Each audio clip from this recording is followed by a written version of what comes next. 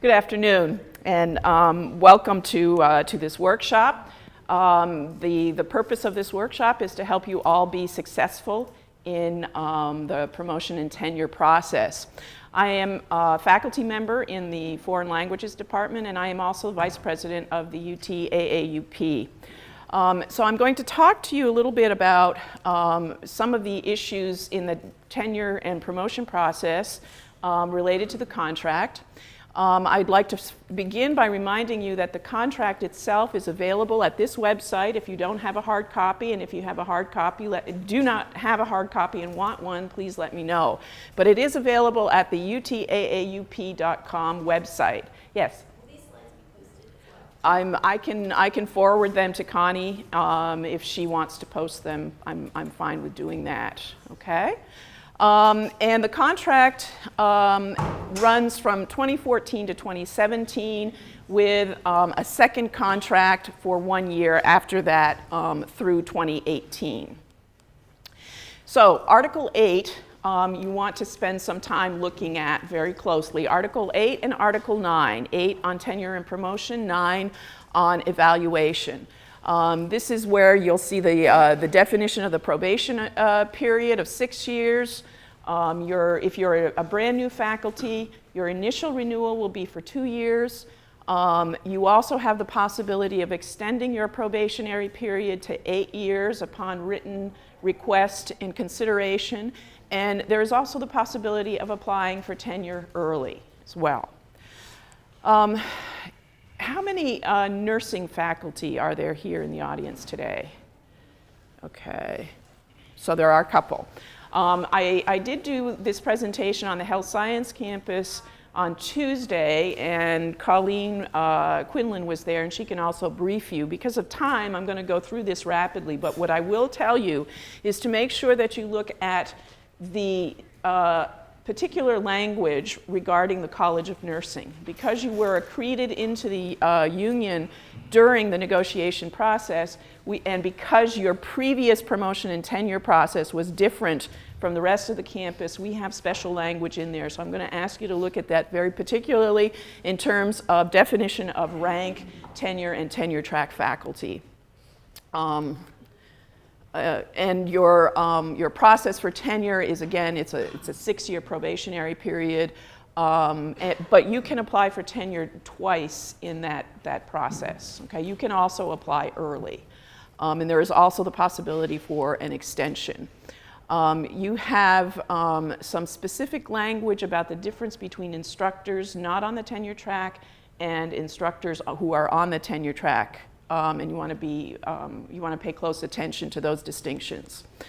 Okay, let's skip ahead here to Article 9, which is specifically about evaluation.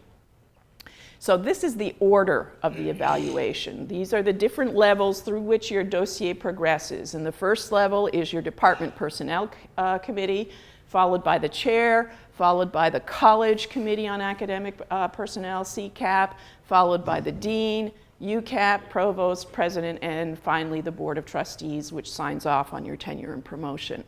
It's important to also get a sense of the timing.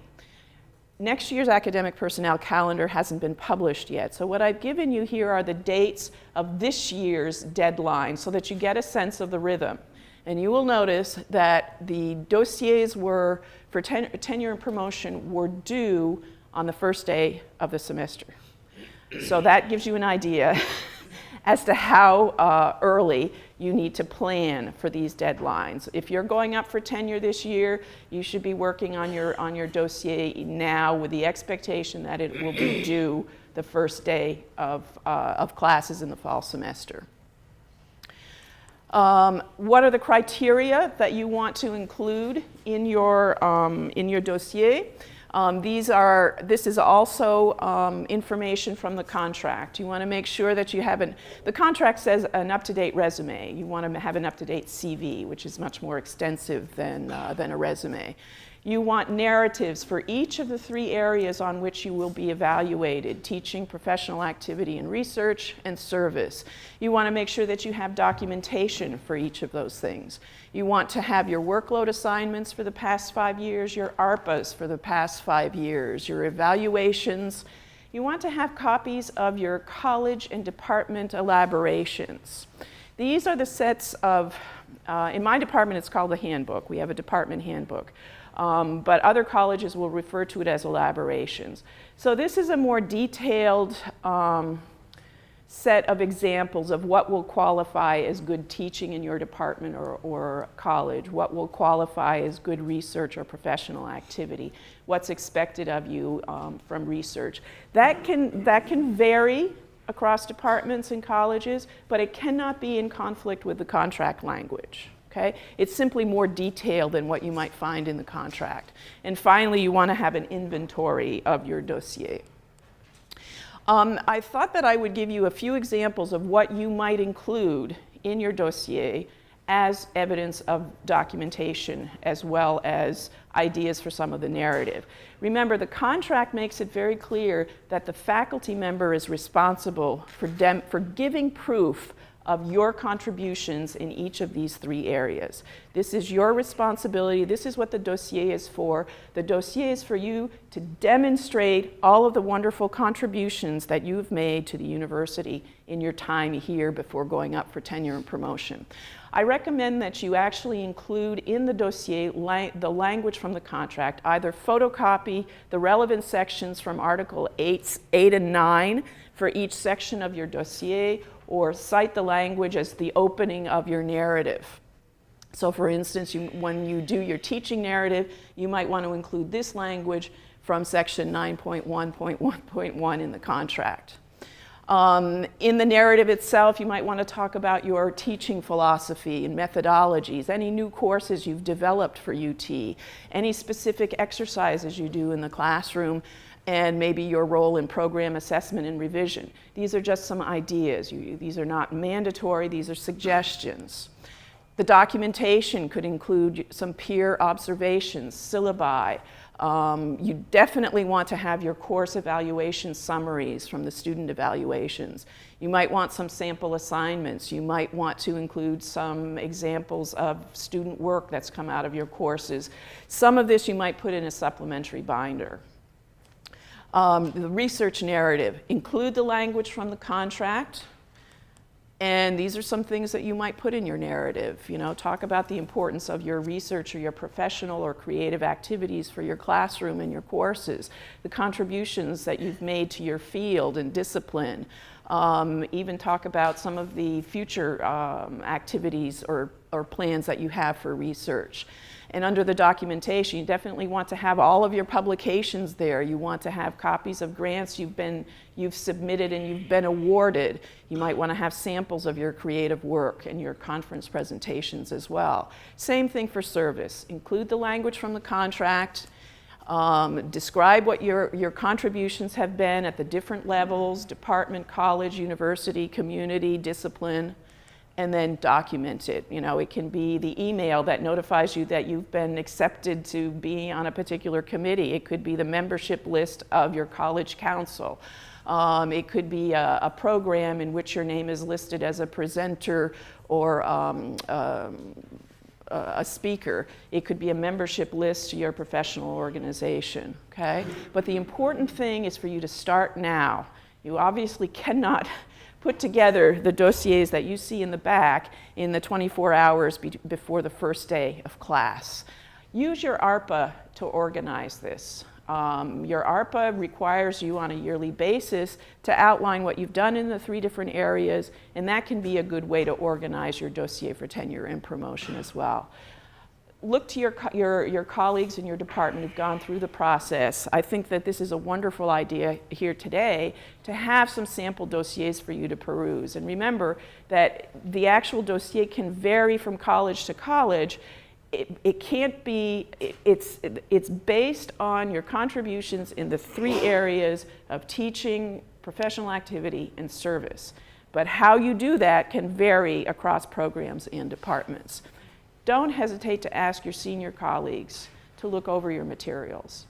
When I came here in 2001, I was very fortunate to have some very generous mentors in my department, some senior faculty who were constantly in my files and reviewing my materials and making suggestions from day one. They were invested in my success, and I'm sure that you have senior colleagues who are equally invested in your success. Good luck. Thank you.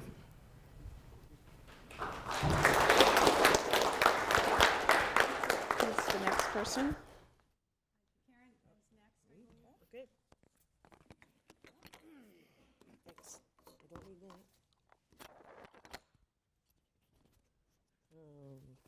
Try to get organized. No. Okay. Can you hear me? If not, I can yell. My name is Karen Bjorkman. I'm a distinguished university professor and currently dean of the College of Natural Sciences and Math. I was formerly chair of the Department of Physics and Astronomy, so I've sort of been through this from both sides in both of those levels, and I wanted to talk a little bit about that. Linda's really given you an excellent overview of kind of what goes into putting together your dossier, what sorts of things you should be thinking about as you do that. I can't emphasize enough what she says about start now and don't stop. Because one of the most critical things, I think, is to keep your dossier updated. So every time something new happens, you get a new grant proposal, or you get a paper published, or you have a good review of something you've done, just immediately, before you even put it out of your mind, make a copy and stick it with your dossier materials. That way you aren't frantically trying to search through, if your desk is like mine, 60,000 piles of stuff to find the things that you need to put into your dossier. So some of the key items, and Linda's mentioned most of these, but I want to talk about some of them individually. The first thing is to be aware of what the tenure and promotion elaborations for your particular department and college say. Because as Linda mentioned, they cannot go against what says in the contract, but there may be additional things that are said in those tenure and promotion elaborations that are going to be important for you to address within your narrative. So it's good that you're aware of what is in those things. The second thing I always recommend is there is a requirement that new faculty sit down with their department personnel committee chair and the department chair and make a statement of expectations of what is expected to work toward tenure. That statement of expectation is very, very important for you to hang on to. It's going to be signed by all three of those people, and it's going to be reviewed by the dean, and the dean will also sign off on it. The nice thing about that is it gives you a document which clearly lays out exactly what's expected. And the good thing about that is you can use that as a reference. It should be in your dossier. And in your narratives, you can refer back to that. You can say, in my statement of expectations, it says I am expected to do this in terms of teaching, this in terms of researcher productivity, scholarly activity, this in terms of service. The nice thing about that is, we hope, that means there aren't any surprises that you get 5 years in and somebody says, well, you didn't do X. And you can say, well, X was not in my statement of expectations. Now, those statements of expectations are not going to be, 2 of this and 3 of that. It's not going to be that detailed, but it's going to be pretty specific about the kinds of things they're going to expect you to be engaged in, whether it is teaching at a range of different levels of courses, graduate, undergraduate, intro level, upper division, whether it's going to be research, grant submissions, paper publications, whether it's going to be scholarly activity and presentations of your work and so on. So you want to be aware of what's in there and you want to use that to sort of refer back to in your narratives. I think, to me, as I review these dossiers, the most important things that I look at and that I probably spend the most time with are going to be, obviously, if it's for tenure and promotion or for promotion to full, it's going to be the letters of reference from your external referees. Those are extremely important, and I'll talk about those again in a minute.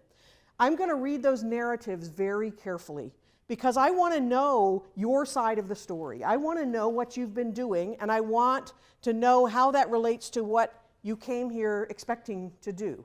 I want to know from you all of the details. So one mention was made of student evaluations potentially of your courses or peer evaluations. One of the things I'm also looking for as we go leading up to tenure, I'm looking for evidence that you're responding to feedback that you've gotten in prior years. So maybe you taught a course for the first time and it didn't go so well. Believe me, we've all been there. right? And so you've learned something from that. So in your narrative, you can talk about that. You can say, well, I taught this course for the first time, and I tried these things, and this didn't work, and the students clearly were unhappy with this portion of the course, and here's what I'm doing to address this. Here's how I plan to do this in a different way next time or in a better way next time. So that you can actually give some feedback on that. Don't just let those comments sit there. Talk about, well, yeah, that didn't go too well. Here's what I think happened, and here's how I'm going to address that. And I think both your department and particularly your college level reviews are going to be interested to hear what you have to say about that.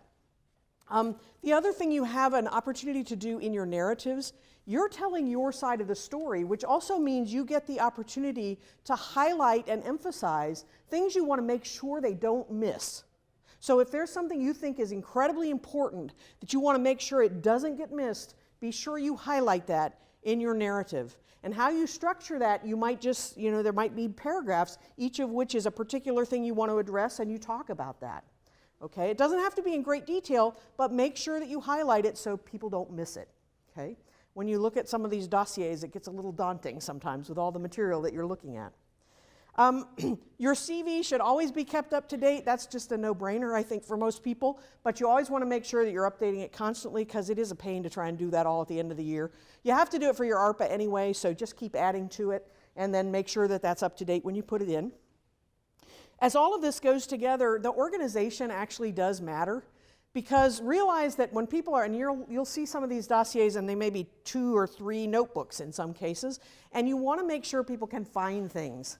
So although your dossiers have some prescribed sections within them, it doesn't hurt to put some subsections behind those.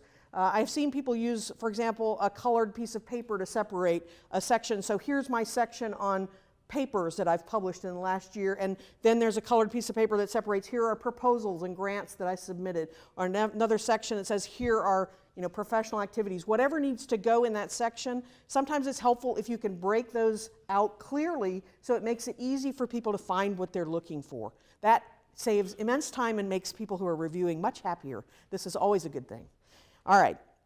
Let me go back now and talk a little bit about the reference list. Now, I know this is done differently in different departments, so you definitely want to talk with your department personnel committee and to your chair about what their expectations and their process for that is.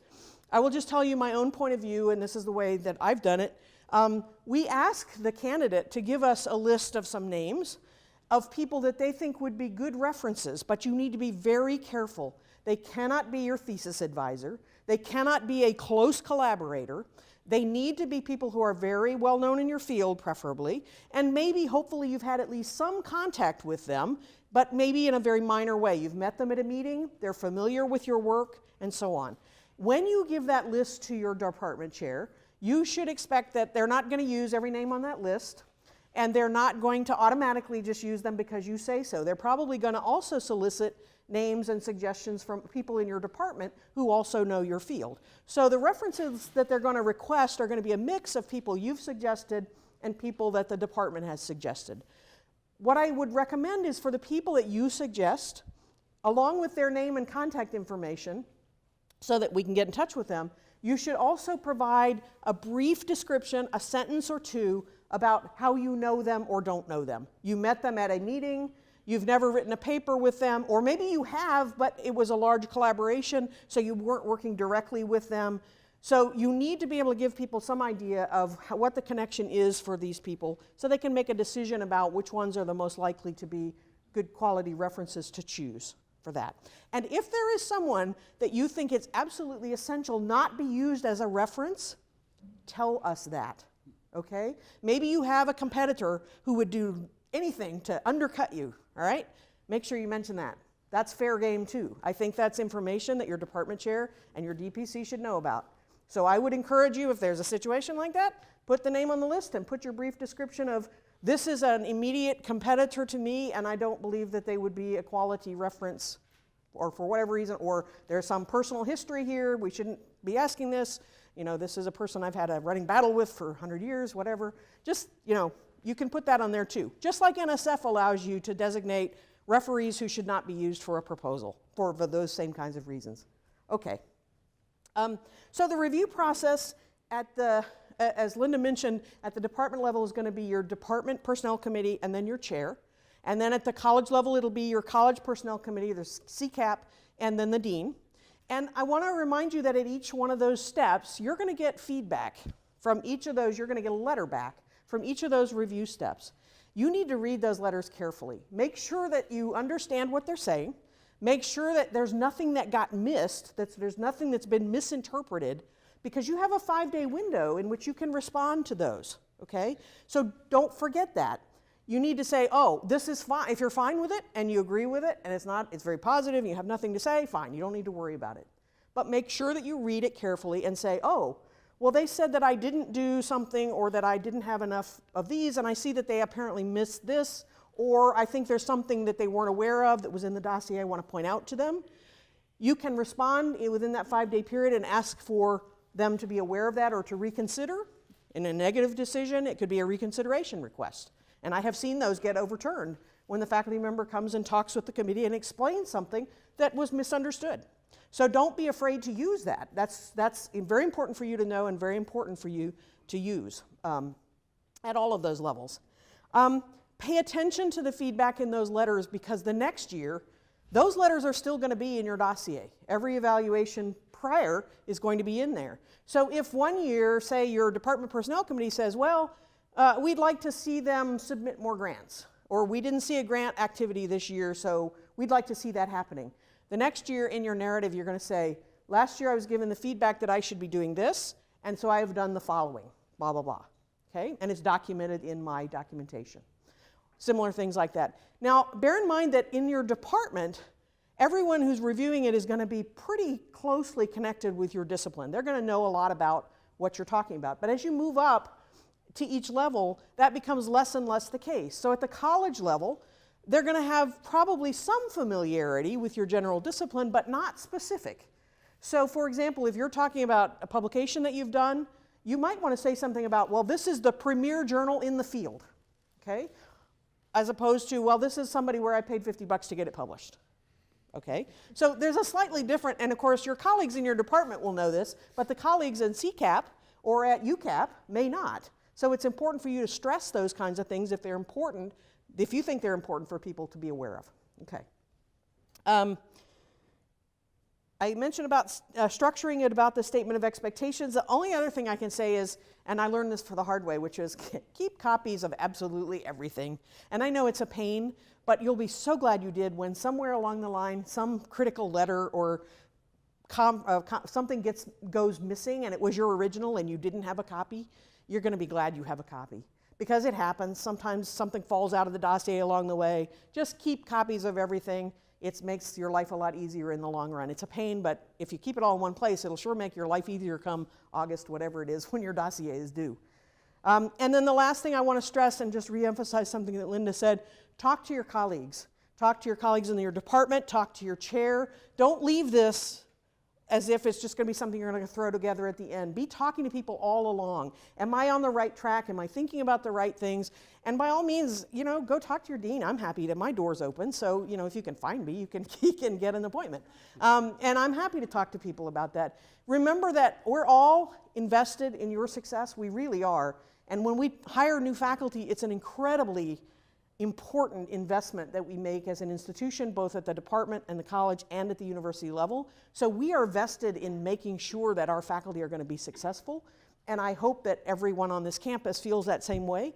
And so I really do encourage you to seek some input from your colleagues and some help in making sure that your dossier presents the best possible scenario that it can. I like to say I really love it when the slam dunks come through and I look through it and I say, well, what's to look at here? This is great. Boom, done. But that's not always the case. So everything you can do to make it a slam dunk is a good thing. And then I'll let Lee talk.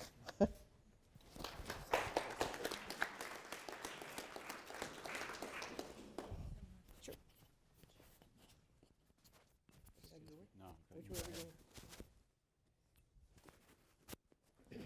Wow, what a great couple of presentations, huh? I think, how in the heck am I supposed to follow those two acts? My name's Lee Heritage. I'm in the Department of Music.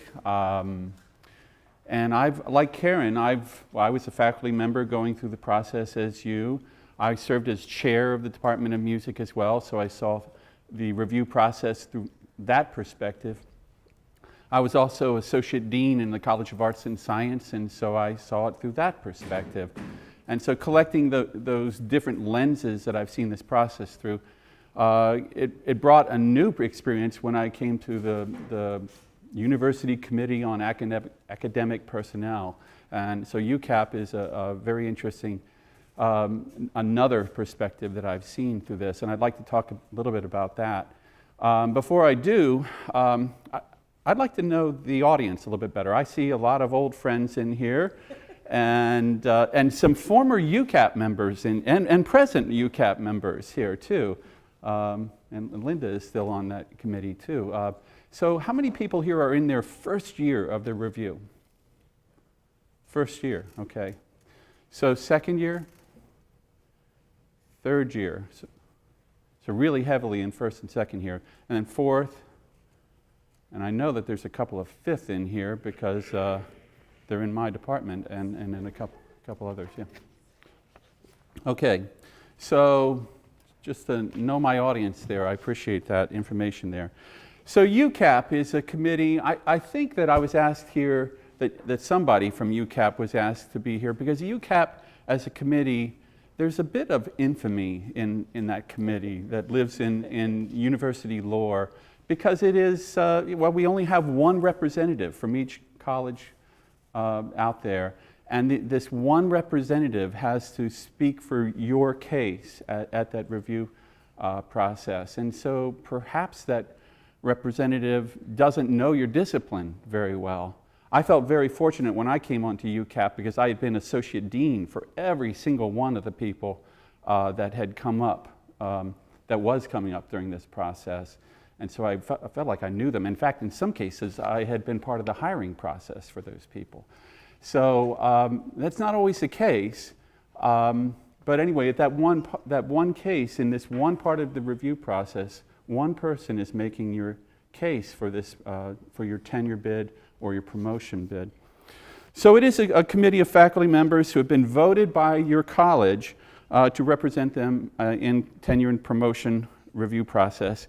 Last year there were 10 faculty members on the committee, and each of those represented some college in UT. It wasn't always the case that only one per faculty member. Arts and Sciences used to have 2. They were thinking about, I think, health sciences, whatever has happened to that college, I'm not even sure. It's merged back, it's health science and human services. So now I think they might have two UCAP representatives, right? And they needed one for a couple of years now, to tell you the truth. The person representing that college had a huge job to do. Well, I'll talk more about what they do in a second here. So Arts and Sciences was split up, and at that point, each of the respective colleges now has one representative on there. I should also say we have a wonderful secretary that keeps us organized on this, Lisa Bartek. She deserves a mention in this. She's fantastic. I've served on UCAP for 5 years, and I've watched the process during those 5 years. And for me, and I have to say, I've never met a colleague on UCAP who wasn't rewarded by the experience. It is a rewarding and humbling and inspiring experience because you witness everything that your colleagues are doing out there, and it's a lot, an awful lot. And we all come of it feeling like of all the service things we've ever done for UT, this was the best. It was an important contribution that we just did. And every year that is true. There's always a pile of us walking away and thinking, wow, this is a good thing. I'm about to come up. You can't be on UCAP for more than 2-3 year terms, and so I'm about to lose the gig. So what do UCAP members do? The UCAP meetings are, of course, they're confidential, and so I can't talk about cases, of course, that wouldn't make any sense, but I can talk about process. And so I'd like to do a bit of that. Each member of UCAP has to read the dossier that you put forward for their respective college. In my case, I read all the dossiers that came up through the arts and communication in the arts college. We read them for third, fourth, and fifth year reviews, and also for tenure and promotion cases.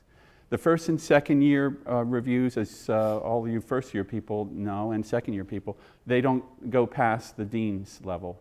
And so we start at third year review and then onwards. In all cases, that UCAP member presents to the panel a summary of your dossier, highlighting the strengths of this promotion, also making a case for what other reviews have said in levels before, what the chair said, what the DPC said, what the votes were at all the other levels. And then there's, I should mention that it's very important that of course, your UCAP rep can speak to the special cases within your college, because many colleges are quite different.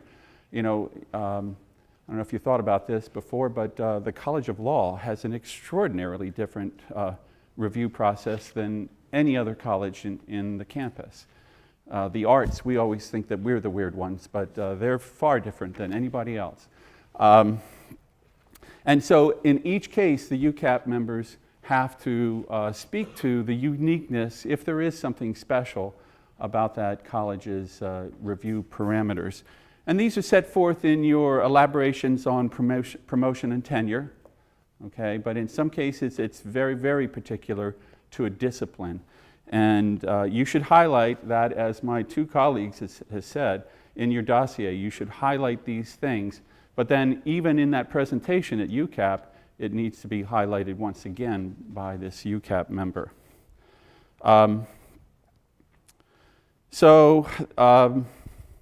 Anyway, in each of those presentations, that is done. And then after this presentation, the panel then begins to discuss and to question. And when there's some kind of satisfaction that the information is out there to a sufficient amount, a vote is called for.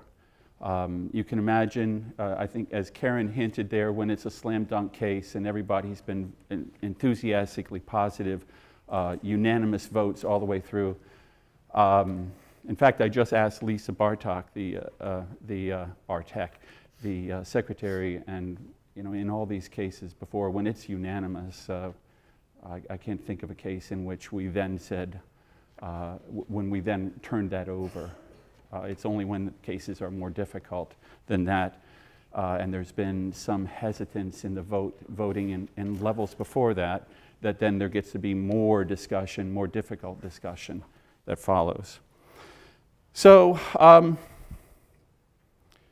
I would like to add, though, one thought, and really I think my two colleagues here have given great presentations with great bits of advice.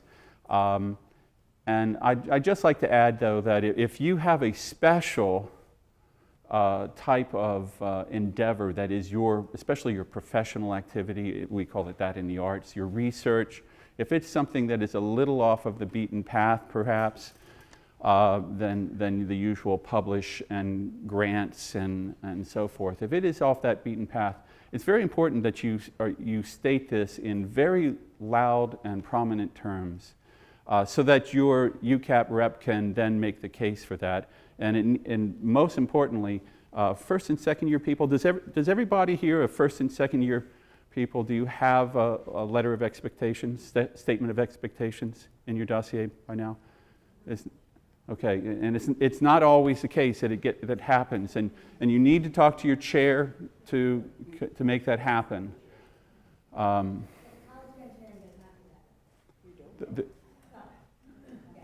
In the contract, I'm pretty sure. They have letters that they sign when they hire and they use that. In what area? I am captain of the College of Engineering. There's no expectation for letters. But Isn't that contractual? the hire letter is used on the front end.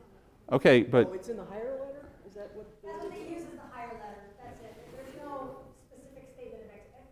Correct me if I'm wrong, any engineers? Has anybody seen that? Any of you guys get that? They don't get it. Yes, FYI, we don't understand. Yes, and I agree with Linda over here. In the past, the letter of appointment and then the statement of expectations have been two different things. For instance, the outside letters of evaluation, it's my understanding that's not contractual. That is a college-dependent item, and they're quite different across colleges. But the statement of expectations, that is contractual, and it's very important that you are clear about that. Agreed? Absolutely, and it's very important to have access to your departmental elaborations and your college elaborations. We have college elaborations, yes. Yeah. We Yeah. don't have a, we Yeah. don't use a letter. So anyway, I would say, I haven't seen it, I've been on a cap for 6 years. yeah, and I would just say that whatever the college, that if there are special pathways that you are pursuing, okay, in your college, that are a little bit off the beaten path, that somehow that it is made known, it's out front so that you can pursue this, so that people can advocate for you, okay, so that there's no surprises in fourth, fifth, and sixth year. Yes. I just have one question, and that is, what if your letter of expectation is vastly different than your job description now? That's Linda. It's the letter of expectation that is really important one.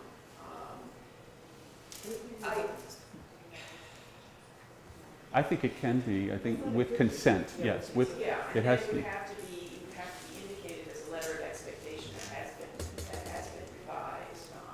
If you're talking about a job description such as, it might appear in an advertisement, that's very different from your letter. No, I'm saying my letter of expectation has specific classes that I'm to teach, and I haven't taught them in 3 years. Yeah.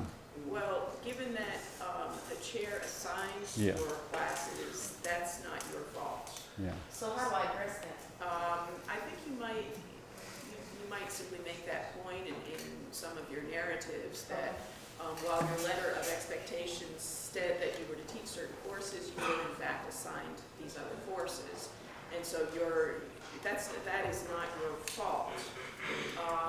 We can certainly talk a little afterwards a little bit more about these discrepancies too. I wanted to make one comment. One of the things that we've used the statement of expectations for, especially for a faculty member that we've hired, where they have a piece of their assignment is sort of outside the mainstream, and it's somewhat what Lee was talking about. We've made sure that in the statement of expectations, it clearly said, as part of your duties as a faculty member, you have responsibility for doing this thing, which is not particularly normal in that field, because we didn't want that faculty member to get penalized later by people who would say, well, that doesn't have anything to do with your research, et cetera. And yet that was part of what we hired them for. And so if there's some special thing as part of your appointment, you should make sure that that's actually written down. And I bring this up because at the UCAP level, where you have one representative from the arts, one representative from sciences, one representative from the law college, one representative from nursing, and you have somebody can say, well, this is what this person does, and then the person from the law college says, well, my goodness, you call that professional activity? And you say, yes, indeed, we do. It's in the elaborations. It's in the letter of expectation. And so that's why I was bringing this up. It's very, very important. We get it a lot in the arts, okay? As you might, doesn't take too much imagination to figure that one out. But there are other colleges that have similar issues too. Yes? We're new in the process in this. I have a question. You mentioned that years 3, 4, and 5 come to UCAP. Is that with dossier in hand? Mhm. or The with dossier is this very same dossier. all the it'll- way up it'll- each year? yeah. So you're going to see some people 3 times in a row and then a 4th time when they go for promotion? Yes. Okay. Okay. And then there's next, yes. Okay, we have one more speaker, Dr. Carbon. And then we'll have time for questions.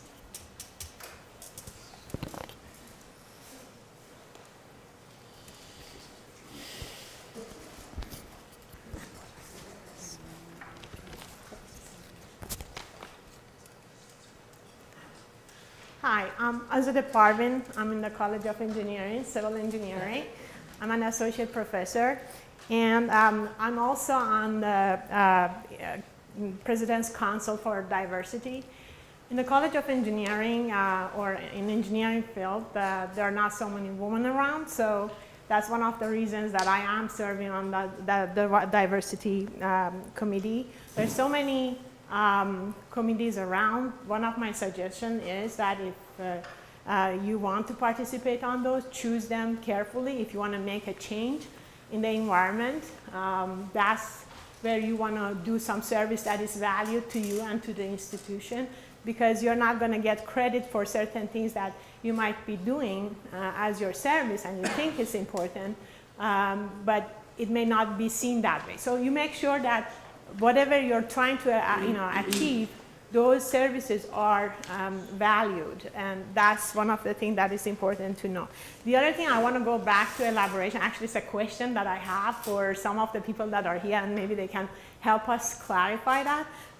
In the last 5 years or so, our teaching load had increased drastically, like in, I think, all over the places, I'm not sure, but in the College of Engineering for sure we have changed our workload. But as an associate professor, like the elaborations that we had was not considering these two into effect, and it hasn't changed.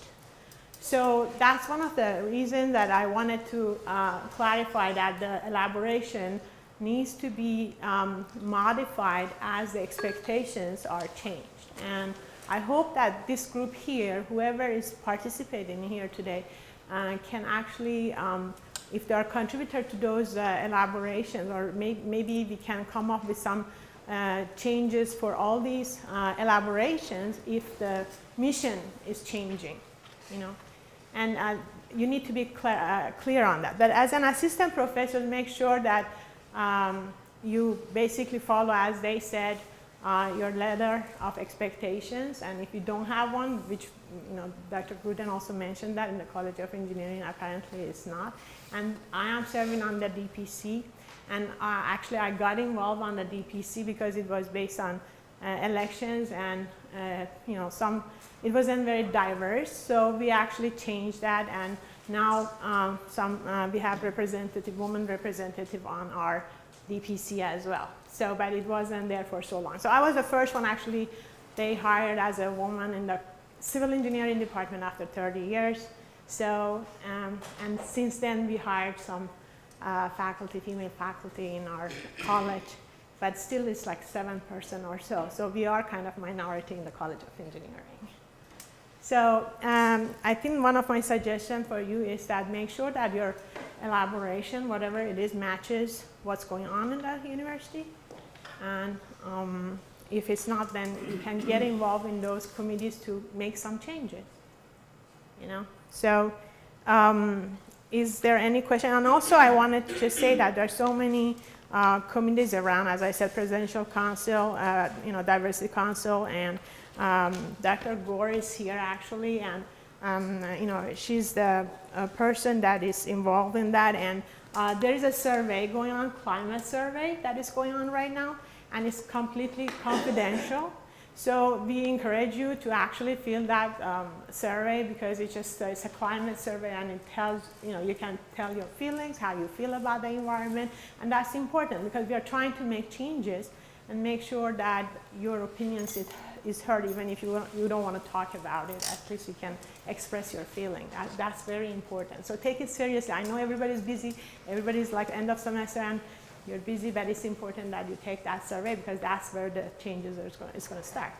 So is there any question that I can address? Yes. Can I just add to that? Yeah. In terms of the importance of the elaborations, some colleges have their elaborations, and obviously then the departmental level elaborations, which may or may not, they're often more I would say, I guess, prescriptive in terms of things. And so if you're from a department that things are written in a form that are very vague, I encourage you to be advocates with your chairs and with your dean to look at revising those. When you have a document that just says, demonstrates strong scholarly activity, what does that mean? Exactly. And so often we've had very vague documents. I know we just got done in the process of our college of Health and Human Services of revising, where it actually says how many publications, how many Right. grants, that you're first author. And, you know, if you're not in a college or department that is that prescriptive, it shouldn't be a mystery, really, to me. And I've served as chair of CBC. And so